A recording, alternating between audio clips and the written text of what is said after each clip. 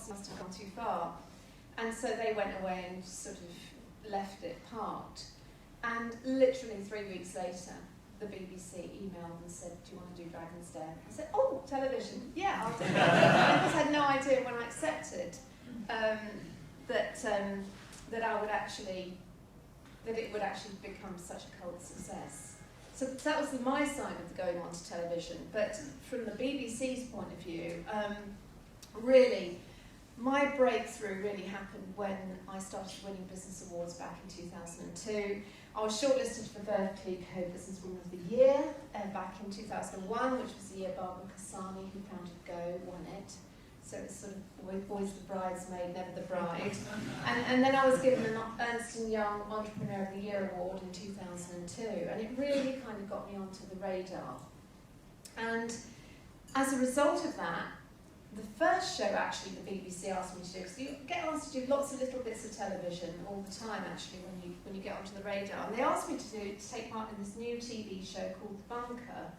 I don't know if anyone saw The Bunker, but basically they invited a team of 3 people, 3 sort of famous people but varying ends of the political spectrum, I guess you'd say, to run the country as a crisis unfolded. And so we were sort of led into this darkened studio, and they had 3 advisors. Amanda Patel was the advisor on PR, didn't have much of a hope. I think Gavin Lewis, what was his name, Gavin? Oh, I forget his name, but anyway, he was the chairman. And so this crisis was unfolding, sort of they filmed it, so it was live on Sky TV and stuff was happening, and Waterloo Station suddenly was ablaze and we didn't know what happened. Was it a bomb? Was it a fire? Whatever.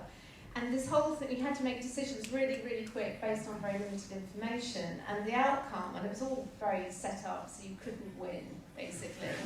And unfortunately, our team managed to allow a hijacked jumbo jet to crash into the Houses of Parliament. Which, luckily or unluckily, depending on the view you take, we'd actually managed to evacuate a few hours earlier. It ruptured the tube tunnel under Westminster. We had this agonising 1-minute decision: do we close the floodgates and kill all the people on that train, or do we shut them? And of course we didn't quite close them in time, flooding the London Underground, killing 4,000 people on the entire network in the ensuing flood. And it took me years to get on the tube train again. And luckily for me, and luckily for my reputation, our episode of The Bunker was never actually aired. But it was the same producer who was later asked to work on Dragon's Den. And he wanted a gratuitous woman for the panel, and so he thought of me. And Dragon's Den was originally a Japanese quiz show format, which was owned by Sony, and it was done in a very Japanese sort of confrontational way. Well, actually still done in a very confrontational way, just a Western one. And Sony wanted the BBC to recreate it for the Western market, so very much we were the test bed, the test tube. And so they asked me to be on it, to which I agreed. And I'd never really undertaken any angel investment before, and it really was our own money, even though those piles of cash were sort of photocopied fakes. The actual money, if we decided to invest, is all the Dragon's own money, so you really are putting your own money on the line. And I'd never done angel investment before. I just thought, well, it sounds good fun. As I said earlier, I've always wanted to be on television, and it was just a brilliant way of getting free publicity for Red Letter Days, and that was always our marketing strategy, publicity to the max. And in fact, the media value of being on a series like that is estimated to be worth about £1 million. So it's like if you're Jay Goody or something, the amount of money that you can make through getting catapulted to fame is huge. So we filmed the pilot in March 2004, and on the basis of the pilot, the BBC commissioned the whole series, and we started filming that autumn. And it was such great fun to shoot. And of course, when you do a show, you don't really know that it's going to be a success. You don't really know whether it's going to be a success or not because it's new, and it could easily end up being broadcast at 6 a.m. on BBC 3 or something, and I never watched it. But put it on our hands, and you can just feel that it was working. And sometimes you just feel that it's working, and it's got a great energy and great excitement. And I was just said to the other dragons, you know, this is going to be a big hit. You can just feel it. And I think that the casting of the original 5 dragons by the genius original director Martin Smith really was key to the huge cult success of that show. The only dragon who I'd met before was Simon Woodroffe, the very flamboyant founder of Yo Sushi. He'd interviewed me for a sort of TV pilot a year before, so I knew him a bit. He had loads of TV experience and was just hugely entertaining. Absolute master of the soundbite. If you ever do any television, if you can master the soundbite, producers absolutely love you. And his presence really lifted the whole show. We really learned a lot from Simon very quickly about how to make this entertaining.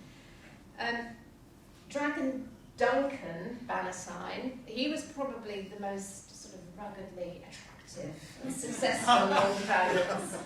And he kind of clawed his way up from his first business as an ice cream bandman to various different things to become founder of Bannatyne Fitness and all things Bannatyne, including a hotel and casino.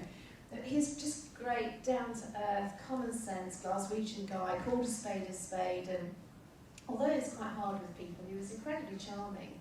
And the most amusing thing about Duncan was that he attracted women, sort of like bees to a honeypot. And his mobile phone was just hot with messages from all these blondes the whole time we were filming. Yes, I won't go into Duncan much further than that. Yeah, basically anything that moved, he was there. At the centre of the dragons, and I really think at the heart of the show was Doug Richards, whose brain was just like a sort of Pentium core computer on acid, and he could just laser beam into the heart of any business model almost instantly and sort of find the flaws, exploding the issues within seconds. And I think if it hadn't been for Doug, the show would not nearly have been so edgy and interesting. And I think the show really lost a lot of its uniqueness when Doug left the panel. And then finally at the end you had the very tall, dark and handsome Peter Jones, who just sat very, very quietly, just listening. And at the end of it just came out with a very well-rounded summary of why he wouldn't be investing, and very analytical. He was just such a well-mannered gentleman in every respect. It would be very easy for a damsel in distress to sort of believe he'd be the knight in shining armour who would come to her rescue. How wrong I was. And of course I was always a gratuitous female on the show, and I gave my fair share of hard comments, but I think I always tried to be a bit supportive of the entrepreneurs who came in the den, and especially when they were being bullied by the other dragons. That original Dragon's Den panel, had a real chemistry to it. The filming was highly charged, it was great fun. Quite often after filming, all of us dragons would go off on champagne-fueled jollies to one of Duncan's private members' clubs or to the Ivy. And of course, none of us had any idea that when the show streamed in January 2005, that we'd become celebrity entrepreneurs, and actually our lives would change forever. And it was quite a magical experience. And I wasn't originally going to do the second series of Dragon's Den. I was pregnant actually, and they were due to do filming when I was due to give birth. And so they went around all these other women entrepreneurs and tried to enlist them, and of course they all said no, because none of them wanted to work with these dragon egos, which by then were sort of getting out of control. And so finally they switched, they rearranged the filming dates and said, look, would you come back and do it? And I sort of agonised. I wasn't sure if it was the right thing to do. Red Letter Days was still in a really precarious financial state, and I sort of sought counsel from my then chairman, Sir Rodney Walker, and he just thought it would be fantastic publicity, and he just said go for it. So I just said fine, okay.